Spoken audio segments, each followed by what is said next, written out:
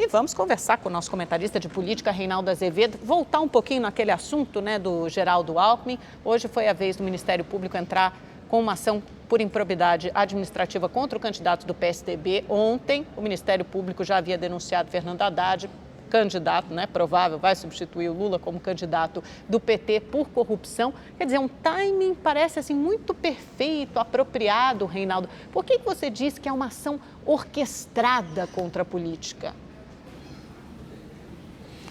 Boa noite, Amanda. Boa noite, Boris. Porque é preciso que a gente atente para o tipo de ação, nesse caso, que é a ação de improbidade administrativa.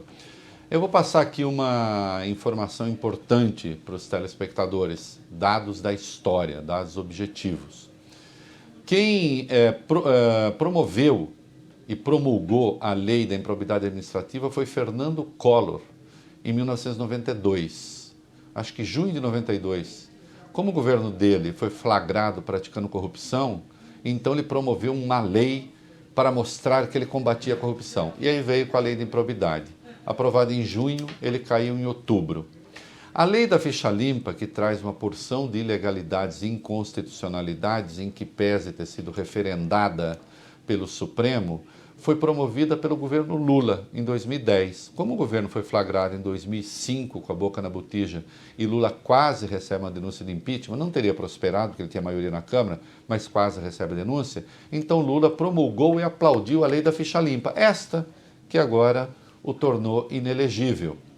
E a lei da organização criminosa, que traz os absurdos da delação premiada, atenção, eu disse os absurdos da delação premiada, não os benefícios da delação premiada. Estou falando dos absurdos que tinha mandado Joesley, tinha livrado Joesley de todo o peso e ele estaria flanando o mundo afora agora, não fosse ter se autoincriminado com aquelas gravações que entregou involuntariamente. Esta é de 2013, do governo Dilma, depois daqueles famosos protestos, e quando estava claro que o governo, sim, estava eivado de corruptos. Então, governos flagrados em corrupção costumam aprovar leis que agridem fundamentos da Constituição, do direito de defesa e da presunção de inocência, para mostrar que são moralistas.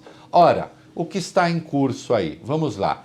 Fernando Haddad. Vamos pegar o ex-prefeito Fernando Haddad e agora candidato do PT à presidência. O dono da UTC, o Ricardo Pessoa, o acusou de ter recebido 2 milhões e pouco para pagar uma dívida eleitoral. Muito bem. Ele foi tornado réu por causa dessa acusação. Até agora não há prova nenhuma de que isso aconteceu, há apenas a denúncia do Ricardo Pessoa. Ricardo Pessoa é esse cujas denúncias já foram negadas outras vezes, não foram comprovadas outras vezes. O que há de efetivo é que o petista, estou falando do petista, o que é de efetivo é que quando ele assumiu a prefeitura, ele cancelou um contrato da UTC, um contrato milionário. Muito bem, ele é réu nessa questão e foi denunciado pelo mesmo suposto crime, pela mesma suposta transgressão, pela lei de improbidade administrativa. A denúncia de improbidade é um mimo, porque o procurador diz: não há evidência de que o senhor Fernando Haddad tenha oferecido contrapartida ao seu Ricardo Pessoa. Quer dizer, não há evidência, aí ele conclui, mas só pode ter acontecido. Isso se chama presunção de culpa, que está se popularizando na Lava Jato. Vamos ao caso do Alckmin. O caso do Alckmin é a acusação de que ele recebeu uma doação da Odebrecht. Isso foi investigado exaustivamente pelo Ministério Público. Não se encontrou uma prova. Atenção! O delator disse que o Alckmin não ofereceu nenhuma contrapartida. O delator disse. Por isso, o Ministério Público ouve por bem e agiu corretamente, mandar a questão para a Justiça Eleitoral para verificar se há caixa 2. Mas o Ministério Público entrou com uma ação de improbidade administrativa contra o Alckmin. Na semana passada, vazou uma acusação de um sujeito, um ex-tesoureiro do PROS, que era o partido que pertencia a Ciro Gomes, né, dizendo que o Ciro e o irmão dele, o Cid, participam de um sistema de extorsão. Né? Então, notem, quando não se pega alguém pela lei penal, porque não há prova, né, então aí se parte para a lei da improbidade administrativa. Uma lei tão ruim que por ela Jesus Cristo, Mahatma Gandhi e Maomé, só para pegar ali uma certa diversidade religiosa, poderiam ser enquadrados na lei da improbidade administrativa. O nome disso é caça política e caça aos políticos.